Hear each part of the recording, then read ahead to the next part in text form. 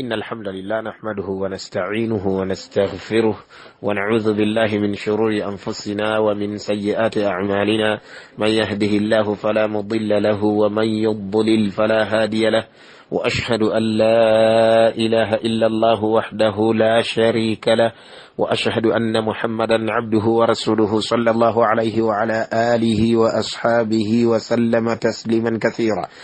يا أيها الذين آمنوا اتقوا الله حق تقاته ولا تموتن إلا وأنتم مسلمون. يا أيها الناس اتقوا ربكم الذي خلقكم من نفس واحدة وخلق منها زوجها وبث منهما رجالا كثيرا ونساء واتقوا الله الذي تساءلون به والأرحام إن الله كان عليكم رقيبا. يا أيها الذين آمنوا اتقوا الله وقولوا قولا سديدا يصلح لكم أعمالكم ويغفر لكم ذنوبكم ومن يطع الله ورسوله فقد فاز فوزا عظيما. أما بعد فإن أصدق الحديث كتاب الله وخير الهدي هدي محمد صلى الله عليه وسلم وشر الأمور محدثاتها وكل محدثة بدعة وكل بدعة ضلالة وكل ضلالة في النار. أبو قال بيبتي السلام عليكم ورحمة الله وبركاته. أسعد الله أوقاتكم بكل خير وحياكم الله وبياكم وجعل الجنة مثوانا ومثواكم وحفظكم الله تبارك وتعالى وحفظكم الله تبارك وتعالى وحفظكم الله تبارك وتعالى. أقول قال بيبتي وبارك الله فيكم. تكم يوناتي نمسمو وفي سلسلة دروس حول الجنة والنار. misomo ejetolera kujjana ya Allah azza wa jalla n'omuliro gw'ekitiibwa Allah tabaraka wa ta'ala. Tunajjukira bulungi nnyo batujjukire nti twatandika n'omuliro gwa Allah azza wa jalla era nga tukyagenda nagwo mu maaso biidhnihi tabaraka wa ta'ala. Olwaleero biidhnillahi azza wa jalla njagala tulabe lecture eya namba 33.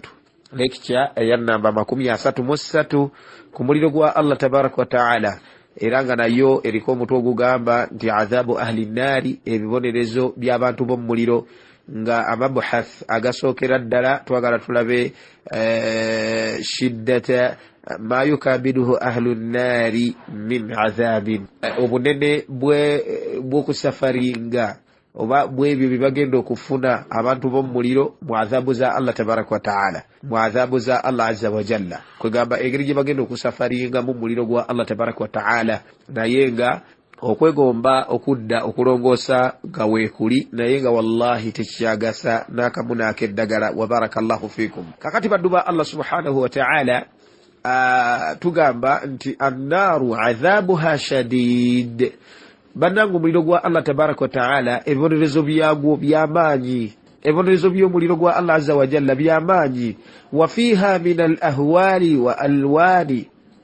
وفيها من الأهوال وألوان العذاب ما يجعل الإنسان يبذل في سبيل الخلاص منها نفائس الأموال. نفائس الأموال ملمو ممليلو قوى الله تبارك وتعالى والله ebikangabwa ne valayate yebirezo bya Allah tabaraka wa ta'ala mulimu adhabu zo wekitibwa Allah azza wa jalla zitagambika ezigenda okutuuka ku extent oba zitukane ku extent ezigenda okutuusa omuntu ku extent ekola etya kwegamba ewaayo buli kimu kyonna mu birungi by'ensi eno, mu byebbeeyi by'ensi eno, kwegamba mu maali ez'ebbeeyi okamala obukamazi. Wallahi omuntu yegomba okuziwaayo, yegomba okuwaayo emaali yonna gy'asobola, yegomba okuwaayo eduniya yonna, yegomba okuwaayo waakiri abantu be bonna. Okiwulidde bulungi? Ab'ebbeeyi, abalungi, ab'okumpi yali, abaana be naki, okiwulidde? Waakiri yaawone ebibonerezo bya Allah subhanahu wa ta'ala. Naye ng'ekyo kivudde ku ki? Shiddatu adhabi nnaari, obunene n'obuzito n'obulumi bw'ebibonerezo bya Allah tabaraka wa ta'ala mu muliro jahannam. Yagamba wekitiibwa Allah tabaraka wa ta'ala nti inna alladhina kafaru wa maatu wa hum kuffarun. Mazima ddala abo abakaafuwalira owekitiibwa Allah tabaraka wa ta'ala, abakaafuwalira omutonzi waabwe Allah azza wa jalla, wa maatu wa hum kuffarun, ne bafa okufa ne kubatuukako nga bakaafu ngabawa kanyowe kitibwa Allah tabarak wa ta'ala Allah gaba azza wa jalla falan yuqbala min ahadihim mil'ul ardi dhahaban walaw iftada bih tebagenda wallahi nakamuna akeddagala kukkirizibwa ne mubandi badde bakikoze Allah azza wa jalla tajja kikiriza ekiriwa falan yuqbala min ahadihim mil'ul ardi dhahaban ne mubabera bakwenula nga bawayo zaabu w'ensi yonna oba zaabu ajjuza ensi yonna osholidde bulungi mu ngeri y'okuwaayo kumuwaayo basobole okuwona ebibonerezo bya Allah azza wa jalla basobole okubeera nti bataasibwa basobole okubeera nti bawonyezebwa okiwulidde bulungi Allah subhanahu wa ta'ala agambye nti falan yuqbala min ahadihim wallahi tewaliwo n'omu agenda kukkirizibwa nti Allah akkirize kale ebyo byawaddeyo amutaasa adhaabu oba amusonyiwa adhaabu abadan n'akamu n'akeddagala Allah nagamba azza wa jalla nti ulaika lahum adhabun alim abonno abafanagalako bwe batyo balina ebibonerezo ebiruma ebyamaanyi ennyo wama lahum min nasirin tewalina agenda kubataasa wadde n'akamu n'akeddagala tebagenda kufuna mutaasa yenna maaso g'ekitiibwa Allah tabaraka wa ta'ala nga Allah asazeewo okubakwatako suratu ali imran enamba ya aya 9 وقال الحق في هذا المعنى وجتي والله عز وجل إلى مغريمو ناغامبا ملايني يو وبامبا كلواغو نعم أغامبا الله سبحانه وتعالى إن الذين كفروا لو أن لهم ما في الأرض جميعا ومثله معه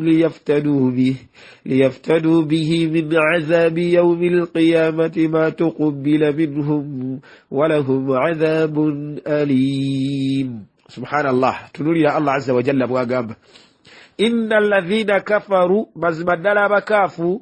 لو أن لهم ما في الأرض جميعا سيغاتي نti balina ebijjuza enseno nga byonna ebiri mu nsi byabwe wa mithlahu ma'ahu nebibifaanana oba ebibyenkana amakulu singa balina ensi yonna n'ebyobugagga ebijjuza ensi yonna times 2 emirundi ebiri liyaftadu bihi min adhabi yawmi alqiyama nga bali rede okubeera nti babiteekamu babiwaayo bawone ebibonerezo bya Allah tabaraka wa ta'ala basobole okutaasibwa ebibonerezo bya Allah azza wa jalla Allah agamba tabaraka wa ta'ala nti ma tuqubbila minhum tebandikiriziddwa tewandibaddewo abiwaayo ne bibeera nga bikkiriziddwa maaso ga Allah tabaraka wa ta'ala mwolwo Allah azza wa jalla nakkiriza okumuwonya oba namutaasa ebibonerezo ebyo Allah agamba walahum adhabun alim ate balina ebibonerezo ebiruma okufa obufi maaso g'owekitiibwa Allah subhanahu wa ta'ala babeere ku duniya nga beeyagala babeere ku duniya nga babonyabonya abakkiriza babeere ku duniya nga beeyisanga bwe balaba babeere ku duniya bajeeme nga bwe baagala amateeka ga Allah subhanahu wa ta'ala bagalwanyise bagakuba omuluguluka naye bakimanye nti maaso g'owekitiibwa Allah subhanahu wa ta'ala lahum adhabun alim balina ebibonerezo ebiruma okufa obufi suratul maida aya ya namba 36 naam wa fi sahih muslim ate mu kitabu kya muslimu era mulimu hadithi nga ejibwa ku Anas bin Malik radiyallahu anhu nga agamba nti ummaka yagamba alayhi salatu wassalam yu'ta bi an'umi ahli an-nari الله أكبر كيامل يؤتى بأنعم أهل الدنيا من أهل النار يوم القيامة كنا كروين كوميرو الله عز وجل agenda kuleta omusajja yali ku nsi kuno nga yasinga ebyengera oba omukyala nga yasinga ebyengera amakulu eyalinga ku duniya nga yasinga ebyengera buli kimu kyonna weekiri buli kyayagala weekiri mu by'edduniya naye ng'omuntu oyo ali mu bantu b'omuliro ngali muliro yawmal qiyama kunakule kiyama Allah subhanahu wa ta'ala agenda muleeta eyasinga ebyengera ku dunia eyasinga okweyagala eyasinga okubeera mu raha eyasinga okubeera na buli kimu kyonna mu matiribona g'edduniya kiki ekigenda okubaawo fayusbagu fi nnaari sabghatan alyoka asonsekebwe mu muliro olusonseka ateekebwe mu muliro asiigibwe omuliro Allahu akbar atekebwe anyikibwe muliro olunyika thumma yuqalu oluvanyuma agambibwe yabna adam owange g'omwana adamu hal ra'aita khayran qat wali ofunyeko ku kirungi kyonna wali olabyeko ku kirungi kyonna amubuuza nti hal marra bika na'imun qat wali ofunyeko ku kyengera kyonna wali weeyagaddeko wali owuliddeko ku mirembe gyonna fayaqulu omusajja oyo addemu agambe oba omuntu oyo addemu agambe la wallahi ya rabbi nedda ndayira Allah nkulayira gwe ow'ekitiibwa omulezi wange nze wallahi seeyagalangako sifunangako ku kyengera kyonna nze sibirangako na mu ddembe wadde n'eddakiika 5 naye nga yali asinga ebiyengera ku duniya lwaki afuuse bw'atyo wallahi ebibonerezo bya Allah subhanahu wa ta'ala byamaanyi walakinna adhaba Allahi shadid ebibonerezo bya Allah azza wa jalla byamaanyi bimususseeko na'udhu billahi minan nari sawa Allah taso muliro gwe aboluganda innaha lahadhatun qalila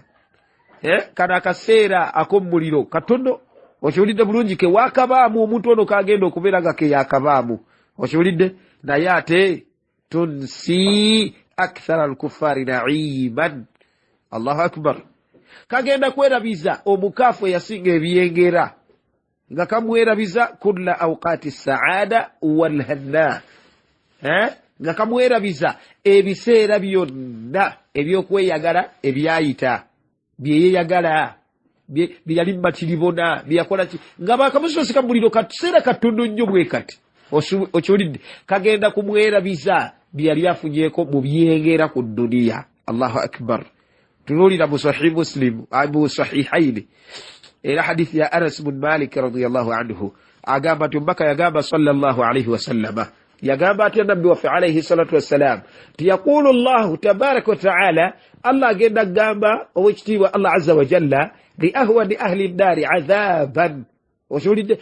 ku muntu ngagamba omuntu eyasembayo okufuna ebibonerezo by'omuliro ebitono ebiwewufu law kanat laka dunya wa ma fiha negwe njagala ombuulire singa duniya yonna n'ebigirimu nga byali bibyo akunta muftadiyan biha wandibadde ogiwaayo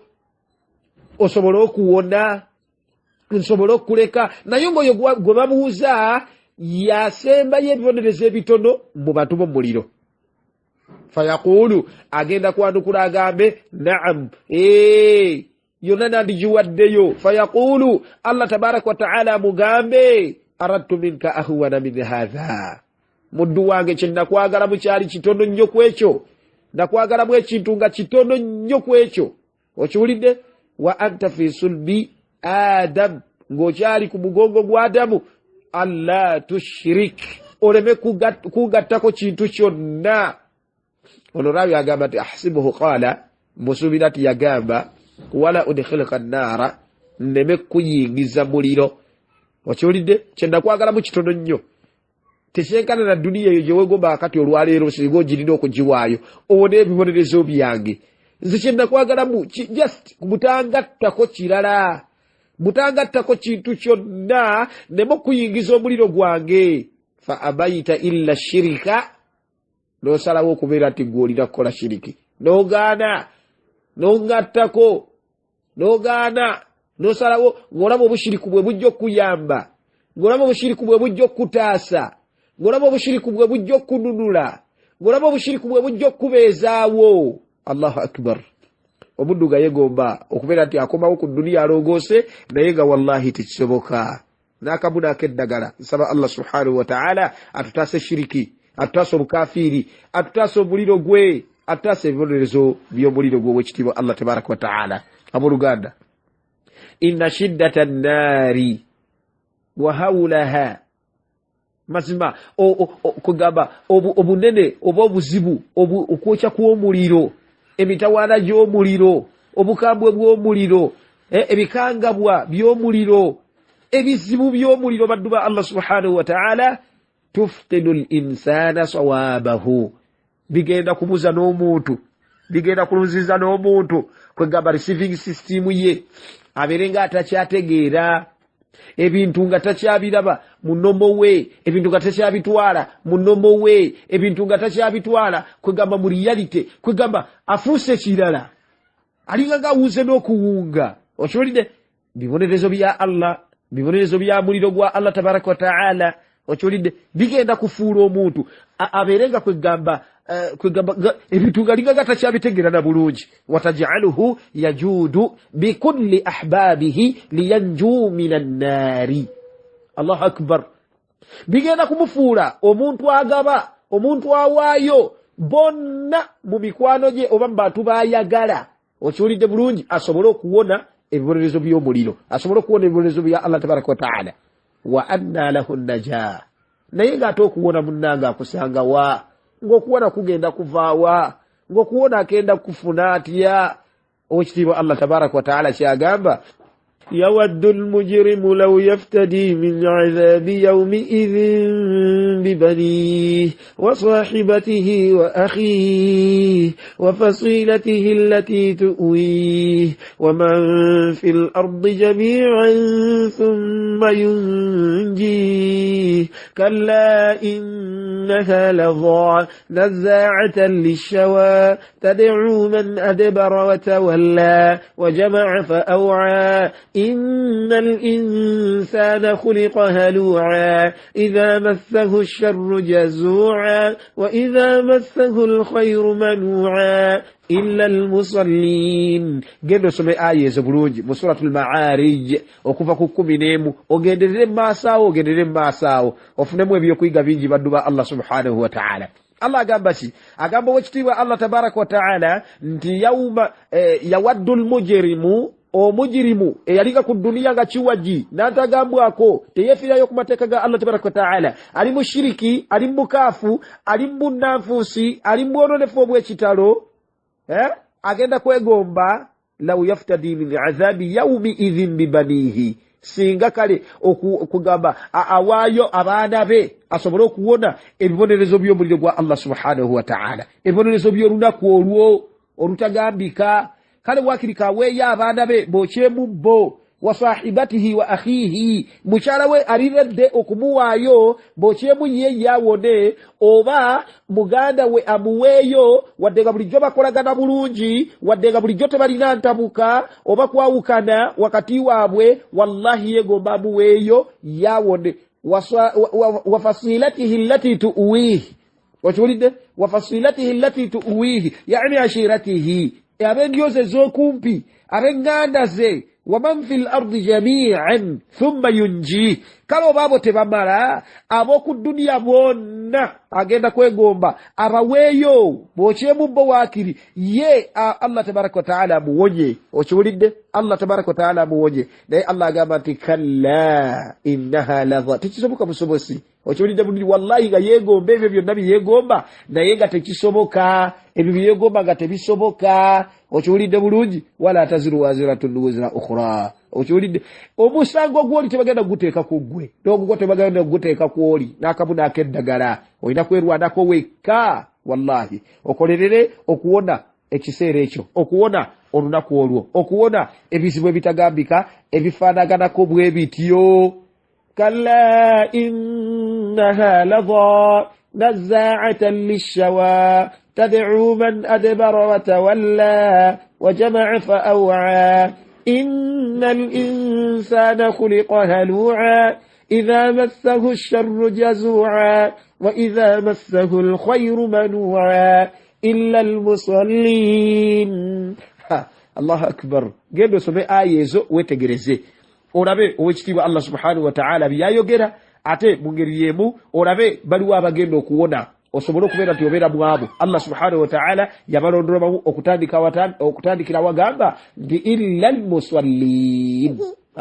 Gendo someawo biidhnillahi tabaraka wa ta'ala wetegereze bulungi ebyo Allah subhanahu wa ta'ala byayogera kwabo bagenda okuwona, osobole okubeera nti obikwata, osobole okubeera nti obyetegereza, osobole okubeera nti obinyweza, obikolereko, mwana wattu naawe obeere mbanaawona maaso g'owekitiibwa Allah subhanahu wa ta'ala. Suratul Ma'arij tandikira ddala okuva ku aya ya namba 11. Wa barakallahu fikum. Naam abooluganda, wa hadha al-'adhabu al-ha'il al-mutawasil, ebibonerezo ebyo eby'amaanyi ebinene okiwulidde